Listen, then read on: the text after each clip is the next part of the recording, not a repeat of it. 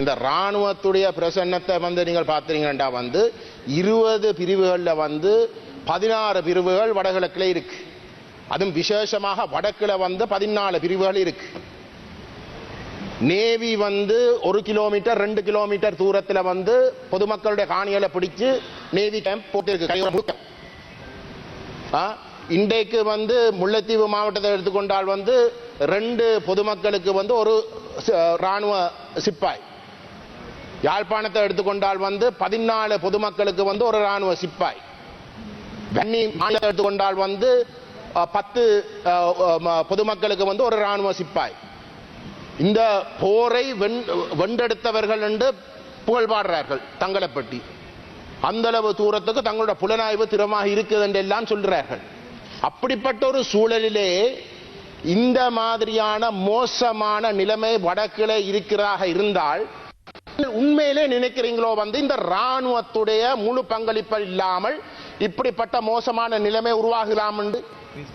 கிறிஸ்பூதம் போன்ற விடயங்கள் நடைபெற்ற பொழுது தப்பி ஓடுறவர்கள் முழு பேரும் ராணுவ முகாமுக்குள்ள ஓடி ஒளிஞ்சது தெரிய வந்தது. அதுக்கப்புறம் ஆபா குழு உறுப்பினர்கள் போலீசாலே வழிநடத்தப்படுகிறார்கள் என்று இன்றைக்கு எல்லோருக்கும் தெரிஞ்ச விடயம்.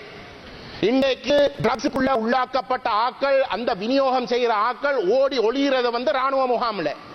இதுதான் உண்மை. நேவி கேம்ப் ராணுவ முகாமுக்குள்ள தான் ஓடி ஒளிகிற. இந்த யதார்த்தத்தை விளங்கி கொள்ளாமல் அதே ராணுவம் அதே முப்படைகளையும் வச்சுக்கொண்டுதான் நீங்கள் இந்த பிரச்சனையை தீர்க்க போறீர்கள் என்று கனவு காணாதீங்க. பிரச்சனை எங்கன்றதை சரியாக விளங்கி கொண்டு அந்த பிரச்சனையை அகட்டுங்கோ.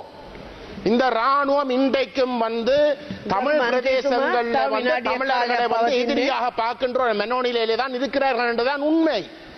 அவர்களுடைய மனோநிலை மாற்றாமல் ஒரு நாடும் இந்த பிரச்சனை தீர்க்கல. இன்றைக்கும் கூட அவர்களுடைய முழு வேலை திட்டமும் வடகிழக்கில் இருக்கக்கூடிய மக்களை எதிரியாக பார்த்து அவர்களை அடிமையாக்குகின்ற கோணத்திலே செயல்படுகின்றது தான் இங்க பிரச்சனை. அவர்கள் தான் இந்த போதைக்கும் இந்த ட்ரக்ஸுக்கும் உரிய முழு காரணம் என்றதை நீங்க விளங்கி கொள்ளாமல் இந்த பிரச்சனை தீர்க்க முடியாது கௌரவ உறுப்பினர் அவர்களே. ஆகவே நாங்கள் இது ஒரு கோபத்திலேயோ இல்லாட்டி ஒரு எரிச்சல்லையோ இல்லாட்டி ஒரு வெறுப்பிலையோ ஒரு இனவாதத்திலேயோ சொல்கின்ற விஷயம் அல்ல. இந்த போர் முடிவடைந்ததுக்கு பிற்பாடு மனோநிலை மாற்றங்கள் நடைபெறாமல் வடகிழக்கில் இருக்கக்கூடிய மிக மோசமான இந்த பிரச்சனை தீர்க்கலாம்.